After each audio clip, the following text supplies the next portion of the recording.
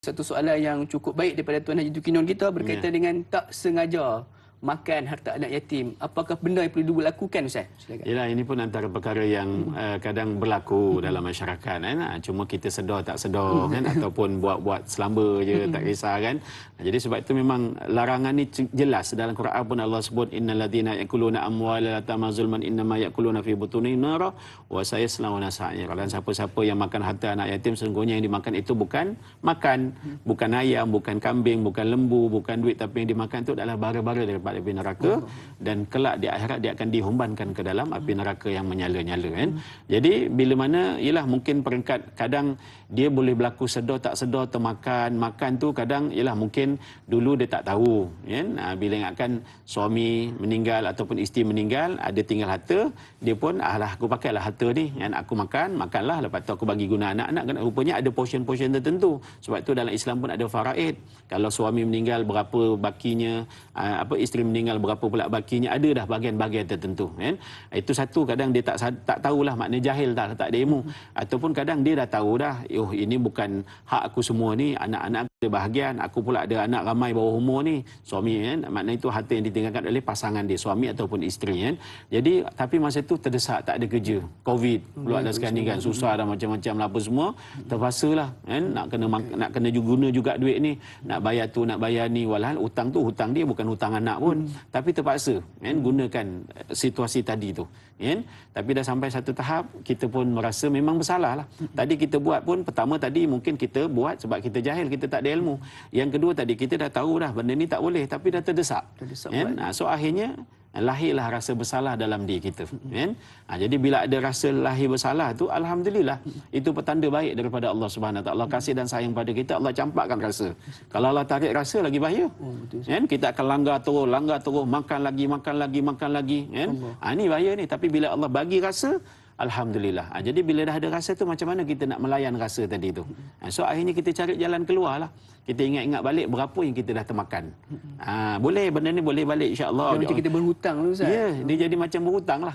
Kan? Jadi berapa yang kita dah termakan. Duduk balik, relax, tenang, fikir-fikir balik. Kan? Oh, aku ada termakan banyak ni. Kita letaklah anggaran. Letak jumlah anggarannya berapa, lepas tu kita tambah sikit. Tambahlah 5% ke, 10% ke. Beritahu, ini jumlah yang aku terhutang dengan anak-anak aku. Walaupun anak-anak dah besar lah. Kan? Walaupun anak-anak sekarang mungkin dah besar dah. Kan? Dah sekolah menengah dah. Dah tak bukan yatim, bukan umur yatim dah. Tapi masa dia makan dulu, anak tu bawah umur yatim. Jadi maknanya dia jadi terhutang lah. Jadi maknanya dia kumpul balik, kumpul satu. Lepas tu tak payah cerita pun tak apa. Itu kaedah dia. Bukan semua dosa, salah kita nak kena cerita. Ini Islam ni beza. Islam bukan macam Kristian ngadu dosa dekat padri. Padri pun banyak dosa juga, pening kepala tu cerita dia kan. Jadi kita ngadu berdosa dengan Allah, minta ampun dengan Allah.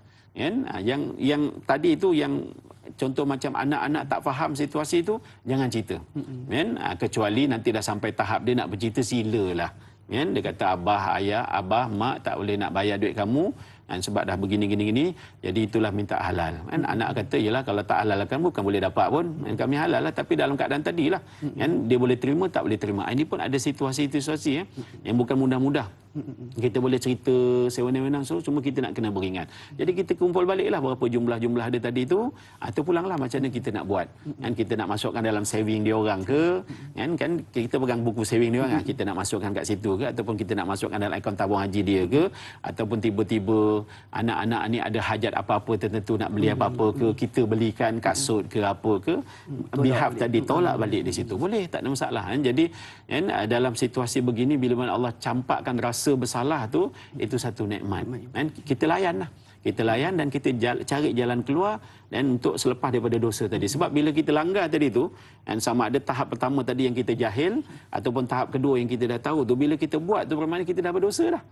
Selagi tidak ada satu turning point yang kita declare bahawa, oh cukup dah, aku tak nak buat lagi benda ni dah.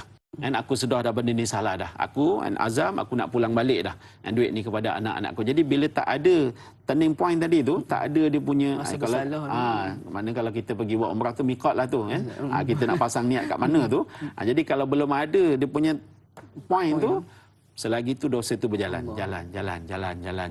Jadi bila kita dah sedar, kita tak sentap, kita pun dah ambil satu tekad, okey aku nak selesaikan benda ni, berhentilah dosa itu. Kan? Tinggal kita selesaikan sikit satu. Kalau memang kita rasa-rasa anak tu boleh diajak berbincang dan sebagainya, dia pun faham, kan? Kita pun sebut, tak apa abah, ayah, kami maafkan abah ayah, kan? Halal tu cerita lain. Tentu halal katalah, halal cerita lain kan. Dia kata, tapi dia kata kami maafkan ibu ayah sebab kami pun tak tahu ayah masa itu situasi macam mana. Ayah dah jaga kami, besarkan kami, ini satu pengorbanan yang besar kan. Jadi kami halalkan pula. Alhamdulillah selesailah. Kan? Itu antara perkara yang perlu kita maklumi bersama. InsyaAllah.